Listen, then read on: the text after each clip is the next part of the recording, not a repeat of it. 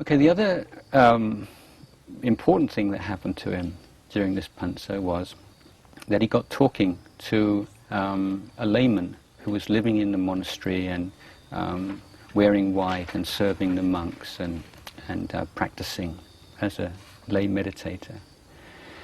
And this monk started to tell him about a great teacher in the northeast, now living up in Sakonnakhon, which is in the northern part of the northeastern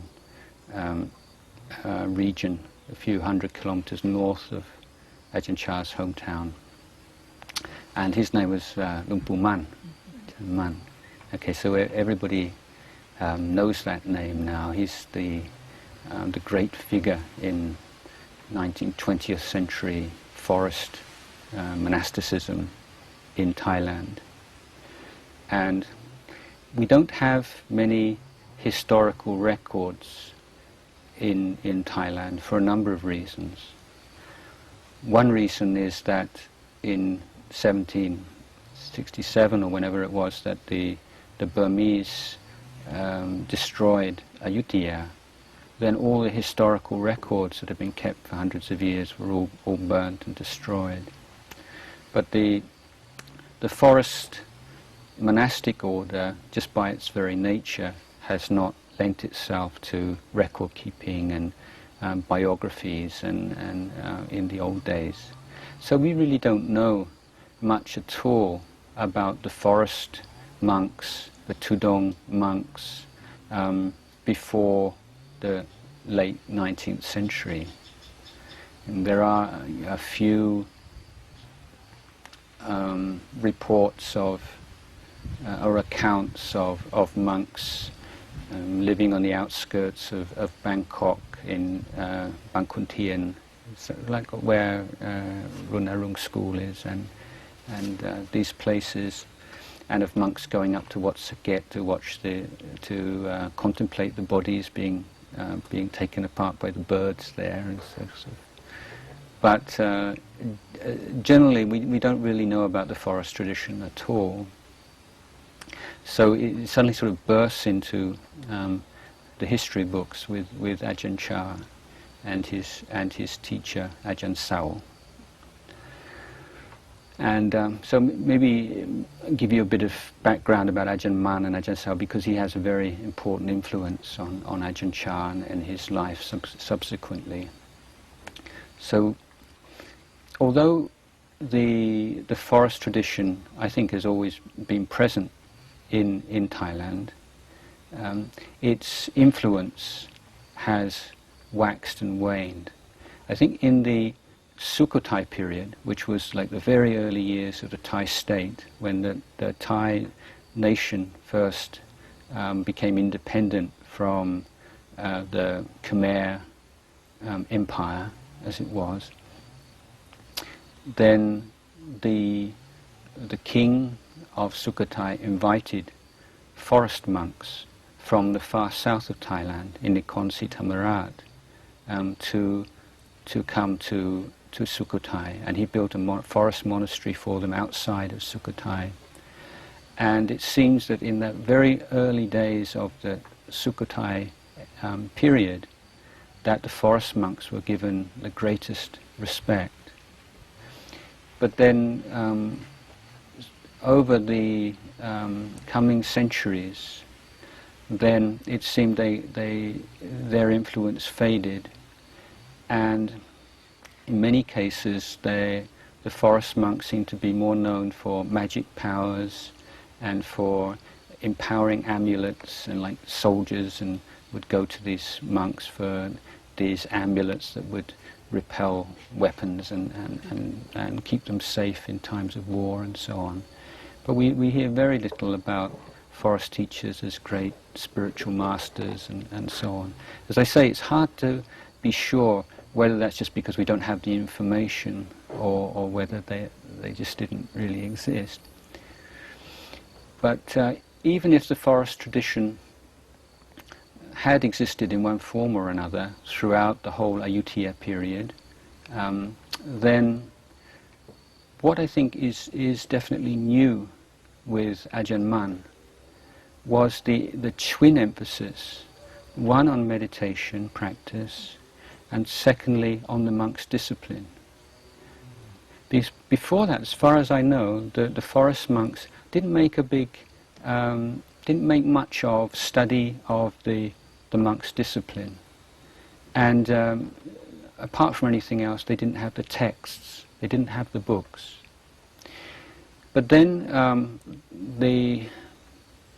there was a very important development in the mid-19th century. Now, if you remember, the second king, we call Rajakan II, he had two sons who both had a good claim to the throne, and unexpectedly, who became the third king was chosen, and then his brother Mongkut, who had expected to become the king, entered the monastic order, became a monk, and he stayed as a monk for the whole duration of his brother's reign. And when his brother died, then he left the monastery and became the fourth king, the famous King Mongkut.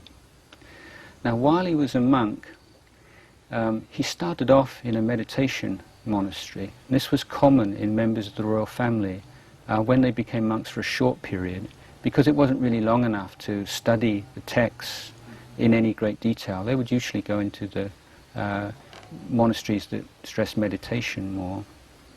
But he felt that it was a lot of mumbo-jumbo and superstition, and maybe it was because he didn't have much success in meditation himself. It's hard to say. But he left that and he went to stay in Wat Mahathat. But then again, seeing the general standards of the monks, he was very disillusioned and disappointed, and he felt that the monastic order was in a state of real decline and decay. And so he was determined to try to do something about it. Now he came across a group of monks of the Mon tradition. These are the Mon people who these days mainly living in Burma, but we're also living along the western borders of Thailand and on the western banks of Chao Phraya River. And he believed, again it was a matter of belief, he believed that the Mon monks were purer, that they were more they were closer to the Buddha's teachings, their way of life, their discipline. Everything was superior to the tradition, the general Thai tradition, which he felt was hopelessly corrupt. So he reordained. He went through the ceremony of entrance into the monastic order, Upasampada, a second time, and adopted their way of dress and many of their habits. And he was, of course, being the brother of the king, he was given a monastery by the king, the Rajaganti Sam, and then like-minded people, many of them aristocrats like himself, started to live with him, and so it became a kind of like a reform group within the Sangha at large.